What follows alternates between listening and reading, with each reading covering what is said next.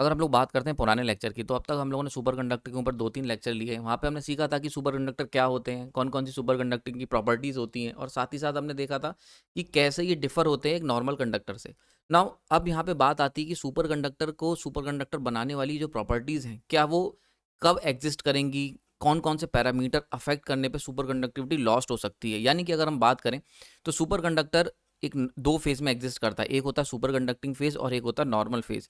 यानी कि कोई भी मेटल जो सुपर कंडक्टर बना है, भले ही वो मेटल हो या नॉन मेटल हो, जो भी हो या फिर सिरेमिक्स हो, वो पहले किसी नॉर्मल फ़ेज़ में रहे होंगे। आपको याद होगा मैंने बताया था क्रिटिकल टेम्परेचर एकदम से सडन फॉल रेजिस्टेंस में, याद है? हम लोगों ने ये चीज़ चर्चा करी थी। तो नॉर्मल फ़ेज़ सॉरी, अगर कोई सुपर कंडक्टर है तो वो उसके पास 2 फ़ेज़ रहे होंगे। वो कभी नॉर्मल फ़ेज़ में रहा होगा और देन एक सर्टेन पॉइंट के नीचे ले जाने पर वो सुपर कंडक्टिंग फ़ेज़ में आया होगा या एक सर्टेन लिमिट पार करने पे वो सुपर कंडक्टिंग बना होगा। तो ऐसे जो भी पॉइंट हैं, these are what we called critical points. ये सब के सब क्रिटिकल पॉइंट के अंदर आते हैं। यानी कि अगर कोई सुपर कंडक्टर है और उसे क्रिटिकल पॉइंट के अबव ले जाओगे तो वो नॉर्मल बन जाएगा, या कह सकते हैं इसका रिवर्सिबल कि कोई नॉर्मल है, अगर हम उसे क्रिटिकल पॉइंट से बिलो ले जाएँगे तो वो सुपर कंडक्टर बन जाएगा, ठीक है? तो this is what we called critical point. तो ऐसे ही कुछ कई सारे क्रिटिकल पैरामीटर्स हैं जो डिसाइड करते हैं कि कब सुपर कंडक्टर की तरह बिहेव करेगा। नाउ इसी के ऊपर हम लोग आज बात करेंगे। मेरा नाम प्रांजल है और आज हम लोग बात करेंगे बड़े इंपॉर्टेंट क्रिटिकल पैरामीटर्स की, जो कि सुपर कंडक्टर को सुपर कंडक्टर बनाए रखने में मदद करेंगे और साथ ही साथ तुम्हें बताएंगे कि जब भी आप सुपर कंडक्टर का इस्तेमाल कर रहे हो यानी कि एप्लीकेशन कर रहे हो, तो इन क्रिटिकल पैरामीटरों को आपको ध्यान रखना है, वरना सुपर कंडक्टिविटी लॉस्ट हो जाएगी। तो इसी के बारे में हम लोग चर्चा शुरू करते हैं। सबसे पहला आता है क्रिटिकल पैरामीटर की। अगर हम बात करें तो कौन-कौन से हैं वो क्रिटिकल पैरामीटर, सबसे पहले इसको देख लेते हैं। तो अगर सुपर कंडक्टर की बात करते हैं तो पहला है क्रिटिकल टेम्परेचर, बड़ा इंपॉर्टेंट, बहुत आपको आइडिया लग गया होगा पुराने 2 लेक्चरों से। दूसरा आता है क्रिटिकल करंट और तीसरा आता है क्रिटिकल मैग्नेटिक फील्ड। यानी अगर हम सुपर कंडक्टर की बात करते हैं तो बेसिकली ये 3 बड़े ही इंपॉर्टेंट क्रिटिकल पैरामीटर्स हो जाते हैं। एक-एक करके हम लोग इनको टैकल करेंगे और बहुत ध्यान से सीखेंगे। सबसे पहले क्रिटिकल टेम्परेचर, जो कि सबसे बेसिक चीज़ है कि आप जो भी सुपर कंडक्टर ले रहे हो, वो नॉर्मल फेज़ से, यानी कि जो उसका ट्रांजिशन पॉइंट है नॉर्मल से सुपर कंडक्टिंग फेज़, ये एक क्रिटिकल टेम्परेचर के ऊपर डिपेंड करेगा। यानी कि अगर हम क्रिटिकल टेम्परेचर से बिलो ठंडा कर देते हैं तो हमारा जो नॉर्मल फेज़ वाला जो सुपर कंडक्टर का जो एलिमेंट है, वो क्या होगा, सुपर कंडक्टर बन जाएगा। यानी कि अगर मान के चलते हैं फॉर एग्जांपल हमारे पास ये ज़िंक है, ठीक है? ज़िंक है, तो ज़िंक अगर हमारा क्या है, ज़िंक अगर हमारा एग्ज़िस्ट कर रहा है नॉर्मल फेज़ में, तो जैसे ही उसका फॉर एग्जांपल, इसका एक एग्जांपल के तौर पे ले रहा हूँ 10 के इसका क्रिटिकल टेम्परेचर है, तो जैसे ही मैं इसको 10 के बिलो ले जाऊँगा, यानी कि जैसे ही मैं इसका टेम्परेचर 10 के बिलो इसे ठंडा करूँगा, तो ये तुरंत ही सुपर कंडक्टिंग फेज़ में एंटर कर जाएगा। So this is the importance of critical temperature. Clear हो गया यहाँ पे? तो यहाँ पे देख सकते हैं ऐसा क्या होता है, तो यहाँ पे एकदम क्लियर बताया हुआ है कि अगर कोई सुपर कंडक्टर है और उसे हम क्रिटिकल टेम्परेचर सी, यहाँ पे क्रिटिकल टेम्परेचर को पॉइंट आउट किया गया है। क्लियर हो रहा है, दिख पा रहा है? इसको देखो मैं आपको हाईलाइट कर देता हूँ, कलर चेंज कर लेते हैं, रेड ले लेते हैं। तो देखो यहाँ पे देखो दिस वन इज सी। तो हमने क्या देखा कि नॉर्मली जैसे ही हम ठंडा करने की शुरू करेंगे, अगर एक normal conductor, non super conductor, यानी कि अगर हम एक नॉर्मल कंडक्टर की बात करें, एक नॉर्मल कंडक्टर जो कि सुपर कंडक्टर नहीं बन सकता है, ठीक है? तो अगर हम उसको ठंडा करेंगे तो ठंडा करने से फॉर एग्जांपल अगर कॉपर ले लेते हैं, चलो कॉपर को जैसे जैसे ठंडा करोगे वैसे वैसे उसका रेजिस्टेंस डाउन होता चला जाएगा, ठीक है? क्योंकि हम लोग जानते हैं कि रेजिस्टिविटी जो होती है वो क्या होता है, टेम्परेचर के साथ, रेजिस्टिविटी रो टेम्परेचर के साथ रिड्यूस होती है। पर अगर वहीं पर अगर तुम सुपर कंडक्टर की बात करते हो, सुपर कंडक्टर ठंडा करते चले जाएंगे, फिर एकदम से यहाँ पे क्या होगा, एकदम से आकाशवाणी होगी और एकदम से ये क्या होगा, एकदम से सडन सडन डिप, यानी कि ये जो एब्रप्ट फॉल हुआ, abrupt fall, this is what makes super conductor. तो सुपर कंडक्टर में हर बार यहाँ पे देखने को मिलेगा। और रेजिस्टेंस देखो, इस पॉइंट पे जैसे ही ये टेम्परेचर को तुम पार करोगे, यानी कि इससे नीचे ले जाओगे, एकदम से सडन फॉल हुआ और नाउ यहाँ पे रेजिस्टेंस कितना हो गया, जीरो, रेजिस्टिविटी कितनी हो गई, zero. So this is the super conducting phase. ये वाला जो फेज देख रहे हो, this is what we called super conducting phase में एंटर कर गए हो, और ये तुम्हारा नॉर्मल फेज था। क्लियर हो रहा है? तो ये कर्व आपको दिखा रहा है, दर्शा रहा है कि क्या अंतर होता है एक नॉन सुपर कंडक्टर में और एक सुपर कंडक्टर के एलिमेंट में। And this is the critical point known as critical temperature. So ये वो टेम्परेचर है जो ये डिसाइड करेगा कि जिस पे सडन फॉल होगा, एब्रप्ट फॉल हो जाएगा यहाँ पे रेजिस्टिविटी का। समझ में आ रही बात ये? तो क्रिटिकल टेम्परेचर का बहुत ज़्यादा इंपॉर्टेंस है। इवन आप कोई भी सुपर कंडक्टर ले रहे हो, जो सबसे ज़्यादा इंपॉर्टेंट क्रिटिकल पैरामीटर है जिसका आपको ध्यान रखना है, वो है आपका क्रिटिकल टेम्परेचर। यहाँ पे मैं आपको जानकारी की लिस्ट शो कर देता हूँ, जिसमें आपको देख के मिल पता चल जाएगा कि ठीक है, हमारे पास जो मेन सुपर कंडक्टर के मटेरियल हैं उनका नाम लेफ्ट में दे रखा है, बीच में एलिमेंट या एलॉय है ये भी बता रखा है, और लास्ट में बता रखा है क्रिटिकल टेम्परेचर। ठीक है। तो फॉर एग्जांपल अगर मैं यहाँ पे मोटे मोटे तौर पे जिंक को पकड़ लेता हूँ, तो जिंक को देखो कितना दे रखा है एलिमेंट, 0.91 है इसका, ठीक है। तो यानी कि अगर हम जिंक ले रहे हैं, जिंक, तो अगर हम जिंक का टेम्परेचर हम लोग डील कर रहे हैं केल्विन में है, ये ध्यान रखना, ये सारे के सारे केल्विन में, तो मान लेते हैं 4 केल्विन पे डील कर रहे हैं, तो ये नॉर्मल फेज में एंटर करेगा, तो हम लोग कुछ यहाँ पे एग्जिस्ट कर रहे होंगे। This one is your zinc point, zinc की रेजिस्टिविटी डाउन होती जा रही होगी टेम्परेचर कम करने पे, पर जीरो नहीं होगी, तो यहाँ तक होंगे। जैसे ही ये वाला पॉइंट क्या है, जैसे ही ये वाला पॉइंट हो गया 0.91 के, ठीक, जैसा कि इसने टेबल में बताया हुआ है, तो जैसे ही तुम इसका टेम्परेचर 4K से डाउन करते करते हम ले जाएंगे इसको 0.8, ठीक है। तो 0.8 ले जाने के बीच में 0.9 पड़ेगा, तो जैसे ही तुम 0.9 पे आओगे, यहाँ पे 0.9 जैसे ही आओगे, एकदम से सडन फॉल हो जाएगा रेजिस्टिविटी में, और हमारा जिंक जो होगा वो सुपर कंडक्टर बन चुका होगा। समझ में आ रही बात ये? अब तुम 0.8 ले जाओ, 0.7 ले जाओ, कुछ भी ले जाओ, रेजिस्टेंस में फर्दर कोई चेंज नहीं आएगा, बिकॉज रेजिस्टेंस बिकम्स जीरो, क्योंकि रेजिस्टिविटी आपकी जीरो हो गई। सो this is the importance of critical temperature. Clear हो गया होगा, एग्जाम्पल समझ में आ गया होगा, आगे चलते हैं ना। अगर हम बात कर लेते हैं दूसरे क्रिटिकल पैरामीटर की, वो है क्रिटिकल फील्ड ना। ये थोड़ा सा कॉम्प्लेक्स है, इसको ध्यान से समझना, बहुत डिटेल में मैंने कोशिश करी आपको समझाने की, क्योंकि इतना आसान नहीं है। देखते हैं क्यों मैं ऐसा कह रहा हूँ। तो जैसे अगर हम बात करें मेजनर इफेक्ट की, हमने पीछे सीखा था, मेजनर ने क्या दिखाया, उन्होंने कहा कि अगर मान लेते हैं कोई कंडक्टर है जिसके अंदर से मैग्नेटिक फील्ड लाइंस पेनिट्रेट करती हुई जा रही हैं, अगर उसका temperature T greater than TC है, ठीक है, तो जब T ग्रेटर देन TC था, तो नॉर्मली फील्ड लाइन जो होंगी वो देखो यहाँ पे पेनिट्रेट करती हुई जा रही थी, कोई दिक्कत नहीं थी। लेकिन जैसे ही मैंने इसका temperature T less than TC करा, क्रिटिकल टेम्परेचर से नीचे ले गया, तो मटेरियल तुम्हारा सुपर कंडक्टर बन गया ना। सुपर कंडक्टर जैसे ही बनेगा तो वो क्या करेगा, रिपेल करने लगेगा मैग्नेटिक फील्ड लाइंस को। तो देखो मैग्नेटिक फील्ड लाइन जो पहले पेनिट्रेट कर रही थी, अब देखो यहाँ पे पेनिट्रेट नहीं कर रही, यानी कि नो पेनिट्रेशन, पेनिट्रेशन पॉसिबल नहीं है, ठीक है। चाहे कुछ भी कर लो, अगर आपका अच्छा एक सुपर कंडक्टर है तो वो मेजनर इफेक्ट शो करेगा, यानी कि एक आइडियल डायामैग्नेटिक मटेरियल तरह वर्क करेगा। क्योंकि डायामैग्नेटिक की प्रॉपर्टी क्या होती है कि जैसे ही हम उसे मैग्नेटिक फील्ड में रखते हैं, वो मैग्नेटिक फील्ड लाइंस को रिपल करता है। फॉर एग्जांपल अगर ये लाइन जा रही हैं और यहाँ पे डायामैग्नेटिक रख दोगे, तो लाइंस ऐसे जाने लग जाएंगी। समझ में आ रहा है? तो this is what we called diamagnetic materials. तो इसीलिए हमने मेजनर इफेक्ट ये बताता है कि एक सुपर कंडक्टर जो होता है वो डायामैग्नेटिक की तरह बिहेव करता है। Now this is the concept of Meissner effect जो हमने पीछे सीखा था, ठीक है। पर एक बड़ा बहुत ही इंपॉर्टेंट क्वेश्चन आता है कि ये जो एक्सटर्नल मैग्नेटिक फील्ड है जिसे तुम्हारे सुपर कंडक्टर ने रिपेल करा, अगर हम इसे और बढ़ा दें तो क्या होगा? बात समझ में आ रही है? यानी कि अगर ये जैसे फॉर एग्जांपल यहाँ पे 5 लाइनें हैं, अगर मैं यहाँ पे और बढ़ा दूं लाइनें, ठीक है, लाइंस को फर्दर इंक्रीज कर दूं, तब क्या होगा? तो देखो ये इस चीज को एड्रेस करने के लिए कॉन्सेप्ट दिया गया क्रिटिकल फील्ड का, HC क्रिटिकल फील्ड। ये क्या बताती है? ये बताती है कि भैया जो आपने H एक्सटर्नल रखी है, it must be less than HC, यानी कि ये जो मेजनर इफेक्ट है ये केवल तभी तक वैलिड है जब तक एक्सटर्नल अप्लाइड फील्ड जो है वो लेस देन क्रिटिकल फील्ड है। देखो हो क्या रहा है, मैग्नेटिक फील्ड लाइंस ये जो तुमने लगाई हैं, इनका काम क्या होगा? इनका काम होगा कि ये पेनिट्रेट करें, ये चाहेंगे कि हम मटेरियल के अंदर से जाएं, बिकॉज क्योंकि अगर हम रिपल्शन करते हैं तो रिपल्शन के लिए हमें लगातार इनको बाहर की तरफ फेंकने के लिए सुपर कंडक्टिंग फेज में होना, यानी कुछ ना कुछ एनर्जी चाहिए, यानी कुछ ना कुछ एक बिहेवियर की प्रॉपर्टी चाहिए, सुपर कंडक्टिंग फेज चाहिए इन्हें लगातार बाहर फेंकने के लिए। तो सुपर कंडक्टर क्या कर रहा है, अपने आप को सुपर कंडक्टर बनाए रखने के लिए उसे इन मैग्नेटिक फील्ड लाइंस को लगातार बाहर फेंकना पड़ेगा। और ये मैग्नेटिक फील्ड लाइंस क्या कह रही हैं? ये कह रही हैं कि हम इसे सुपर कंडक्टर नहीं होने देंगे, हम इसी के अंदर से जाएंगे, ठीक है। तो लगातार एक इनके बीच में एक लड़ाई चल रही है, एक टसल चल रहा है, जहां पे सुपर कंडक्टर अपने आप को सुपर कंडक्टर बनाए रखने के लिए मेजनर इफेक्ट शो करेगा, यानी कि फील्ड लाइंस को बाहर फेंकेगा, और फील्ड लाइन चाहेंगे कि हम अंदर से पेनिट्रेट करके जाएं, क्योंकि हमें लंबा रास्ता तय करना पड़ रहा है। तो ये लंबा जो रास्ता तय करना पड़ रहा है, और हम जानते हैं कि नेचर जो होता है वो लीस्ट रेजिस्टेंस पाथ लेना चाहता है, तो नेचर जो होगी वो चाहिए कि मैग्नेटिक फील्ड लाइंस अंदर से पेनिट्रेट करती हुई जाएं। समझ में आ रही बात? ये तो इन दोनों के बीच में लड़ाई चल रही है। तो यहाँ पे सुपर कंडक्टर कब तक जीत सकता है? जब तक कि उसकी H एक्सटर्नल, यानी कि जो एक्सटर्नल फील्ड जो अप्लाई कर रहे हो वो एक पर्टिकुलर क्रिटिकल फील्ड से नीचे है। यानी कि अगर तुमने क्रिटिकल फील्ड जो भी है, फॉर एग्जाम्पल हमने कहा कि ये सुपर कंडक्टर है, ठीक है, अब ये सुपर कंडक्टर मान के चलते हैं 8 लाइनों को रिपेल कर सकता है सक्सेसफुली। तो अगर 8 से ज़्यादा लाइनें हो जाएंगी, यानी कि अगर तुमने अप्लाई कर दी H एक्सटर्नल, अगर तुमने एग्जाम्पल के तौर पे बात कर रहे हैं यहाँ पे 9 लाइन्स अप्लाई कर दी, जस्ट मैं लाइन्स में ले रहा हूँ, जबकि ऐसा होता नहीं है, H को हम लोग और अलग अलग क्वांटिटीज यूनिट्स होती हैं, ये जस्ट एक समझने के लिए, आपके सिंप्लिसिटी के लिए, ठीक है। तो सुपर कंडक्टर 8 लाइनों को रिपेल कर सकता था, अब तुमने क्या करा, अप्लाई कर दी 9 line.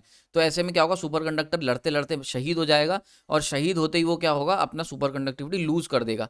So this is the significance of critical field. तो ये जो 8 लाइन है जो मैक्सिमम सुपर कंडक्टर रिपेल कर सकता है, this is what we called critical field. तो आई होप आपको कॉन्सेप्ट समझ में आ रहा हो, क्रिटिकल फील्ड का कॉन्सेप्ट क्या है, ठीक है, तो बात समझ में आ गई। यानी कि अगर हम बात करते हैं सुपर कंडक्टर फेज की और नॉर्मल फेज की, तो जो बारीक लाइन है जो इन दोनों को अलग कर रही है वो है क्रिटिकल फील्ड। अगर मैग्नेटिक फील्ड की टर्म्स में बात करते हैं, ठीक है, टेम्परेचर टर्म्स में बात करते हैं तो पीछे हमने सीखा था ना। अगर मैग्नेटिक फील्ड की टर्म्स में बात करें तो this is what we called critical field, ठीक है। तो यानी कि सुपर कंडक्टिंग फेज में अगर आपको रहना है तो आप जो H एक्सटर्नल अप्लाई कर रहे हो वो must be less than critical field होना चाहिए। अगर क्रिटिकल फील्ड से कम होगा तभी तुम यहाँ पे सुपर कंडक्टिंग फेज में रहोगे।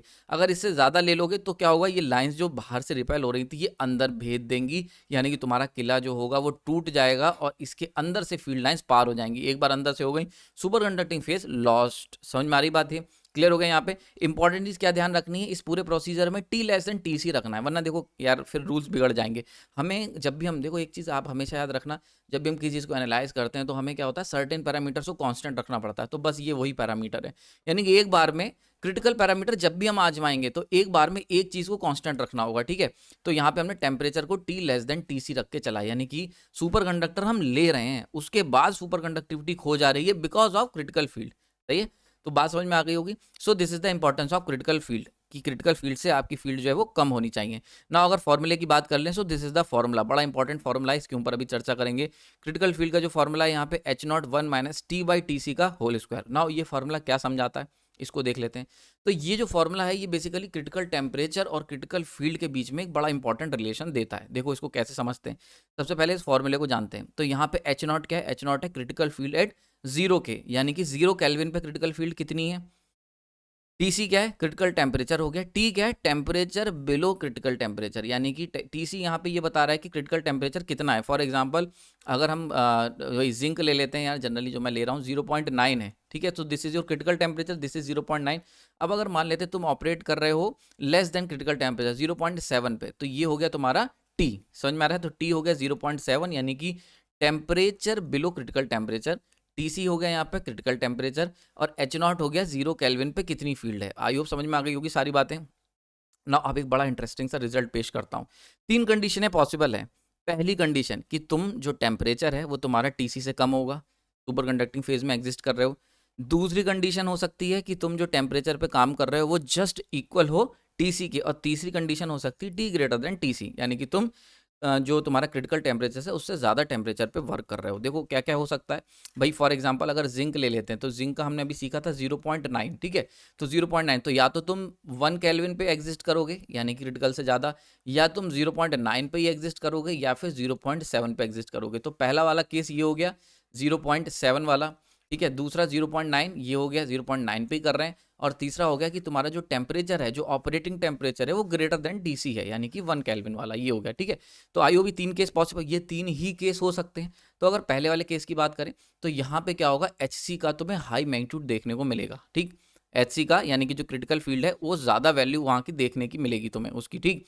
वहीं पर अगर हम बात करते हैं, अच्छा इसको जरा समझ लो, इसका क्या मतलब हुआ, बड़ा इंपॉर्टेंट है। इसीलिए मैंने कहा कि ये जो क्रिटिकल फील्ड है ये थोड़ा सा कॉम्प्लेक्स कॉन्सेप्ट है, इसको बड़े ध्यान से समझना, क्योंकि ये अपने आप में एक थोड़ा सा कॉम्प्लिकेटेड साइंस है इसके पीछे। तो यहाँ पे ध्यान से देखो अगर हम बात करते हैं पहले वाले केस की, टी लेस देन टीसी, यानी कि क्रिटिकल टेम्परेचर से कम में काम कर रहे हो, तो देखो यहाँ पे ये क्या कह रहे हैं कि अगर आप टीसी से कम पे काम कर रहे हो, तो फॉर एग्जाम्पल सुपर कंडक्टर जो तुम्हारा है वो अगर तुम क्रिटिकल टेम्परेचर से कम में काम कर रहे हो, ठीक, तो मान के चलते ही सुपर कंडक्टर कहेगा कि मैं जो है मेरे पास स्पेस है, यानी कि फील्ड जो लाइन है वो क्रिटिकल फील्ड ज़्यादा, यानी कि मैं 8 लाइन तक को रिपेल कर सकता हूँ, ठीक है। बात समझ में आ रही? तो यहाँ पे हमें हाई मैग्नीट्यूड ऑफ HC देखने को मिलेगा, ठीक है। क्लियर हो गया यहाँ पे, यानी कि 8 लाइन तक जो है वो मैं रिपेल कर सकता हूँ, कोई दिक्कत नहीं होगी मुझे अगर तुम टेम्परेचर का मार्जिन दे देते हो। नाउ सेकंड केस की बात कर लेते हैं। अगर तुमने टेम्परेचर का मार्जिन बिल्कुल नहीं दिया, T इक्वल टू TC कर दिया, तो ऐसे केस में HC हो जाएगा 0, यानी कि अब क्या है, अब तुम बिल्कुल वर्ज पे खड़े हो। For example this is the point, ठीक है। अब ये है तुम्हारी नॉर्मल फेज और ये है तुम्हारा सुपर कंडक्टिंग फेज। अब तुम बिल्कुल यहाँ पे खड़े हो, ठीक है, T इक्वल टू TC पे, यानी कि अब क्या होगा, T इक्वल टू TC तुमने कर दिया। अगर यहाँ पे रख के देखोगे तो ये क्या हो जाएगा, T और TC बराबर हो गए, एक दूसरे को कैंसिल आउट कर देंगे, आ जाएगा 1, और 1 माइनस 1 इक्वल टू 0। तो यानी कि HC इक्वल टू 0, यानी कि अगर आपने टेम्परेचर का कोई भी बिल्कुल क्रिटिकल टेम्परेचर पे खड़े हो गए अगर आके, तो आपकी जो फील्ड है वो 0 हो जाएगी, क्रिटिकल फील्ड। यानी कि अब एक हल्की सी भी अगर एक लाइन भी पार करने की कोशिश करी ना, तो वो सुपर कंडक्टर तुरंत ही टूट के नॉर्मल कंडक्टर में कन्वर्ट हो जाएगा। तो सुपर कंडक्टिंग फेज तुरंत ही लॉस्ट हो जाएगा अगर हमने एक सिंगल लाइन भी पार करी। क्यों? क्योंकि HC इक्वल टू 0 हो चुका है। यानी कि हो क्या रहा है, बड़ा इंपॉर्टेंट चीज, टेम्परेचर जो है ये क्या कर रहा है, ये मार्जिन दे देता है।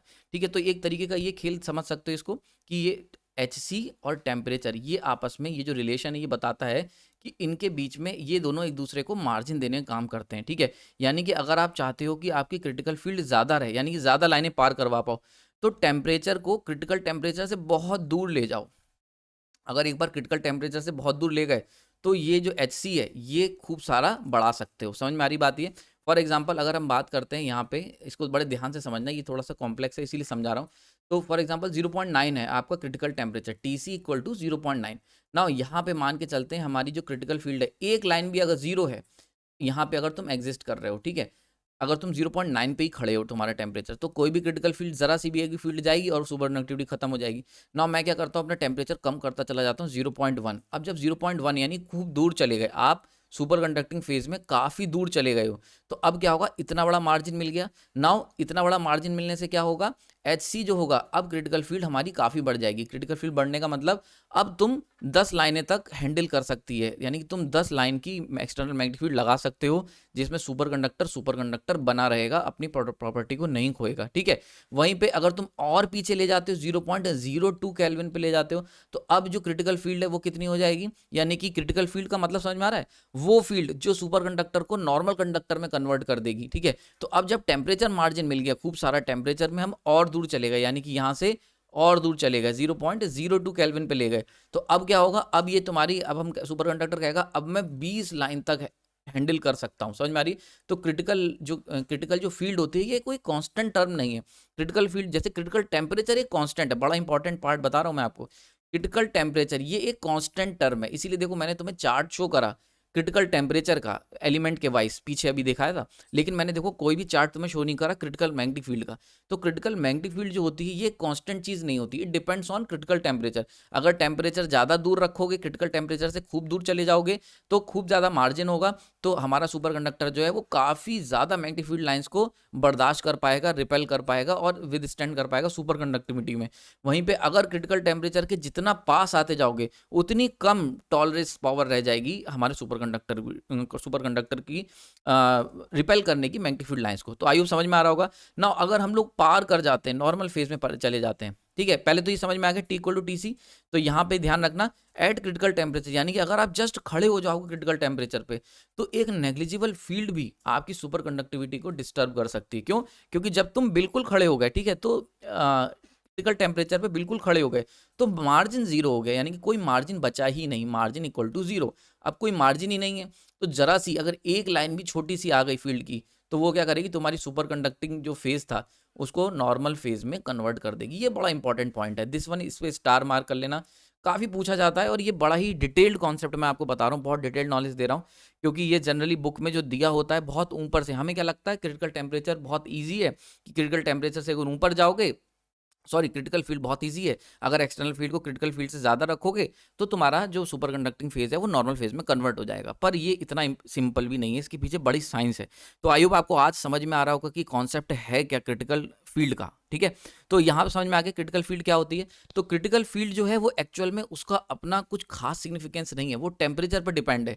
टेम्परेचर जो है वो मार्जिन देता है, जितना ज़्यादा तुम क्रिटिकल टेम्परेचर से दूर होगा तुम्हारा टेम्परेचर, मतलब सुपर कंडक्टिंग साइड में, उतना ज़्यादा क्रिटिकल फील्ड हमारा सुपर कंडक्टर बर्दाश्त कर सकता होगा, उतनी ज़्यादा फील्ड लाइंस को रिपेल कर पाएगा। ठीक है ना, अगर हम बिल्कुल पार ही कर जाते हैं, यानी नॉर्मल फेज में एंटर कर जाते हैं, तो सुपर कंडक्टिविटी लॉस्ट हो चुकी है। तो there is nothing concept like critical field और क्रिटिकल टेम्परेचर। अगर तुम T को ग्रेटर कर दोगे TC से तो बात खत्म, फिर HC जो होगा वो नेगेटिव में चला जाएगा। देखो रख के देख सकते हो, फॉर एग्जांपल अगर किसी का क्रिटिकल टेम्परेचर 1 है और तुम टेम्परेचर 2K पे चले जाते हो, ठीक है, तो देखो यहाँ पे कितना आ जाएगा, 2 आ जाएगा, तो नेगेटिव में आ जाएगा HC, नेगेटिव का कोई सिग्निफिकेंस नहीं है। सही है, तो सुपर कंडक्टिविटी लॉस्ट हो चुकी है। क्लियर हो गया यहाँ पे? तो आई होप समझ में आ गया होगा क्रिटिकल टेम्परेचर और क्रिटिकल फील्ड का क्या रिलेशन है ना। इसको मैं आपको एक कर्व से समझाता हूँ, ये बड़ा इंपॉर्टेंट कर्व है, यहाँ पे देख सकते हो, ये कर्व बड़ा आप पेपर में बना के आ सकते हो, बड़ा इंपॉर्टेंट पार्ट है।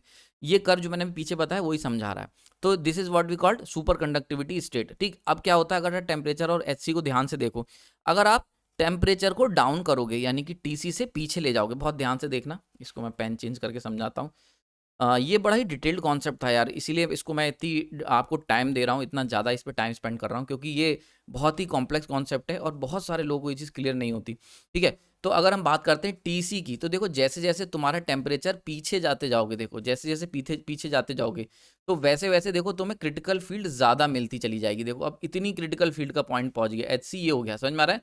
तो फॉर एग्जाम्पल यहाँ पे एक एग्जाम्पल के तौर पे ले ले रहे हैं, 2 लाइनें, 4 लाइनें, 6 लाइनें, 7 लाइनें, 8 लाइनें, ठीक है। तो देखो अगर तुम critical temperature for example 4 kelvin है और तुम 3 केल्विन पे आ गए, तो देखो 3 केल्विन पे आने पे तुम्हें 8 लाइनें तुम्हारा सुपर कंडक्टर रिपेल कर सकता है without losing its super conducting state, ठीक है। 8 लाइनों की एक्सटर्नल फील्ड को बर्दाश्त कर सकता है, ठीक है। और वहीं पे अगर तुम करीब आ जाओगे, यानी कि देखो मार्जिन, इतना मार्जिन हमें मिला ना, इतना मार्जिन जो मिल रहा है, देखो ये वाला मार्जिन है, this is what we called margin, ठीक है। तो मैं कलर यार दूसरा ले लेता हूँ थोड़ा सा ब्लू, ठीक। तो this is what we called margin. तो ये देखो तुम्हें मार्जिन मिल गया, जितना ज़्यादा तुम टीसी से दूर जाओगे उतना ज़्यादा मार्जिन मिलेगा, और जितना ज़्यादा मार्जिन मिलेगा उतना ज़्यादा क्रिटिकल फील्ड लाइंस तुम्हारा सुपर कंडक्टर बर्दाश्त कर पाएगा। वहीं पे अगर तुम मान के चलते हैं यहाँ पे आ गया 3.5 के, तो जैसे ही तुम यहाँ जाओगे तो अब देखो कितनी, अब लगभग 5 लाइनें ही रिपेल कर पाएगा। तो एच सी जो है उसका अपना अपने आप में इंडिपेंडेंट क्वांटिटी नहीं है, H C is a dependent quantity. बड़ा इंपॉर्टेंट चीज़ है, एच सी क्या है तुम्हारी, एच सी एक डिपेंडेंट क्वांटिटी है, डिपेंड कर रही है किस पे, डिपेंड कर रही है, एच सी डिपेंड कर रही है किस पे, टेम्परेचर पे, कि तुम्हारा टेम्परेचर टीसी से कितना दूर है। क्लियर हो गया यहाँ पे। तो एच सी यहाँ पे, यानी कि जो मैंने अभी फॉर्मूला दिया आपको, जो कि एक रिलेशन बता रहा है क्रिटिकल टेम्परेचर और क्रिटिकल फील्ड का, तो वो ये बेसिकली ये बताना चाह रहा है कि एच सी जो क्या है, ये एक डिपेंडेंट क्वांटिटी है, और यहाँ पे टी जो है temperature, this is what we called independent quantity, और टी सी क्या है, this is a constant quantity, यानी कि क्रिटिकल टेम्परेचर एक कांस्टेंट है। फॉर एग्जांपल जिंक लेके आओगे, तो दुनिया में कभी भी जिंक लेके आओगे उसका 0.9 के क्रिटिकल टेम्परेचर है, तो this is a constant quantity. Temperature जो तुम चेंज कर रहे हो, यानी कि ऑपरेटिंग टेम्परेचर, टेम्परेचर मतलब ऑपरेटिंग टेम्परेचर, ठीक है। तो जो ऑपरेटिंग टेम्परेचर है, it is a independent quantity, और एच सी क्या है, क्रिटिकल टेम्परेचर, वो critical magnetic field, this is a dependent quantity. तो 3 यहाँ पे क्वांटिटी का इस्तेमाल हो रहा है, समझ में आ रही बात ये। अब जैसे मान के चलते तुमने बहुत कम कर दिया टेम्परेचर, 4K से तुम लेके 1K पे चले आए, 1 केल्विन कर दिया, तो देखो तुमने काफ़ी, इतना ज़्यादा तुम्हें मार्जिन मिल गया। ये देखो इतना ज़्यादा मार्जिन मिल जाएगा ना, अगर इतना ज़्यादा मार्जिन मिलेगा और तुम्हारी तो क्रिटिकल फील्ड कितनी हो जाएगी, बढ़ के हो जाएगी 10, यानी कि अब 10 लाइनें तुम जो हो रिपेल कर सकती, तुम्हारा सुपर कंडक्टर बर्दाश्त कर सकता है एक्सटर्नल फील्ड 10 लाइनों की without losing its super conductivity. So I hope इससे ज़्यादा क्लियरिटी आपको नहीं चाहिए होगी। तो अगर टेम्परेचर डाउन करते जाओगे तो क्रिटिकल फील्ड, यानी कि वो फील्ड जो एक्सटर्नल फील्ड जो बर्दाश्त करेगा super conductor without losing its super conductivity, वो इंक्रीज करती चली जाएगी in this non linear fashion. तो आई होप ये चीज़ क्लियर हो गई होगी। नाउ आगे चलते हैं, लास्ट पार्ट है हमारा क्रिटिकल करंट, ठीक है। तो क्रिटिकल करंट को जरा देख लेते हैं। नॉर्मली अगर हम सुपर कंडक्टर की बात करें, तो सुपर कंडक्टर के अंदर हमने देखा था कि भाई करंट, एक बार अगर तुमने मैग्नेटिक फील्ड चेंज करके अगर करंट इंड्यूस करा दिया, तो वो करंट जो होगा वो हमेशा के लिए एग्जिस्ट करेगा, जिसे हम परसिस्टेंट करंट के नाम से भी जानते थे, ठीक है।